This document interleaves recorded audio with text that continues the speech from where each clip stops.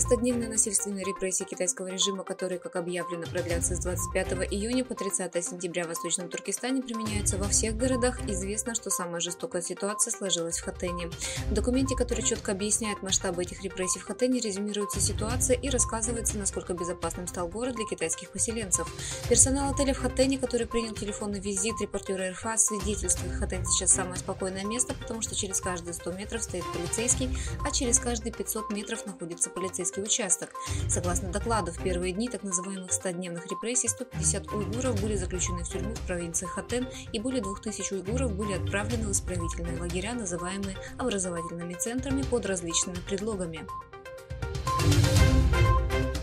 Акт более презренный, чем против священного Корана на Западе, исходит из Китая. Пекин будет фальсифицировать священный Коран и интерпретировать его с языческим конфуцианством. 30 июля оккупационный китайский режим провел специальное совещание на тему, что должен делать Синьцзянь для адаптации ислама к социалистическому обществу с целью дальнейшего углубления политики китаизации ислама по отношению к мусульманскому населению Восточного Туркестана.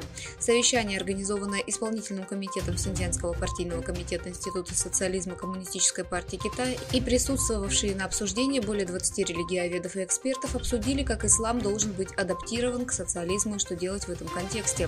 На встрече, подчеркивая решимость китаизировать ислам в Восточном Туркестане, придерживаясь стратегии интеграции социализма и ислама и эффективного контроля над Восточным Туркестаном, работая в гармонии с центральным правительством, заявляя, что направление восприятия Восточного Туркестана через культуру будет основано на переосмыслении священного Корана в связке с идеологией Конфуция.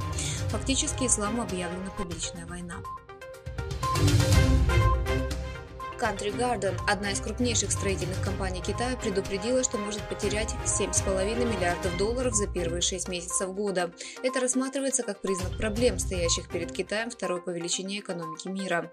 Официальные данные на этой неделе показали, что Китай вступает в дефляцию впервые за более чем 2 года.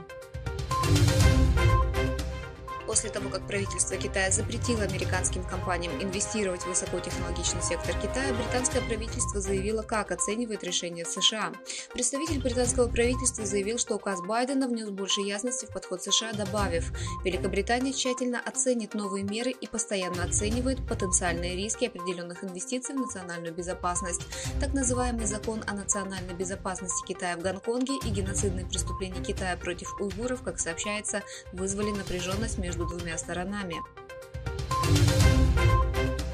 В отчете об анализе угроз, опубликованном новозеландской разведкой, говорится, что Китай, Россия и Иран вмешиваются в дела страны извне. В докладе говорится, что деятельность Китая, направленная против китайских общин Новой Зеландии, была освещена и связана с разведкой Коммунистической партии Китая. Сообщается, что Иран вмешивается в иностранные дела, шпионя за иранскими общинами. Международные дезинформационные кампании России оказались эффективными в Новой Зеландии. В северной провинции Китая Хэбэй наводнения разрушили 40 тысяч жилых домов, а более 150 тысяч домов, а также электрическая и коммуникационная инфраструктура были серьезно повреждены. Чиновники заявили, что 29 человек погибли в результате наводнений, которые затронули 3,9 миллиона человек, то есть 5% населения. Все еще числятся пропавшими без вести 16 человек.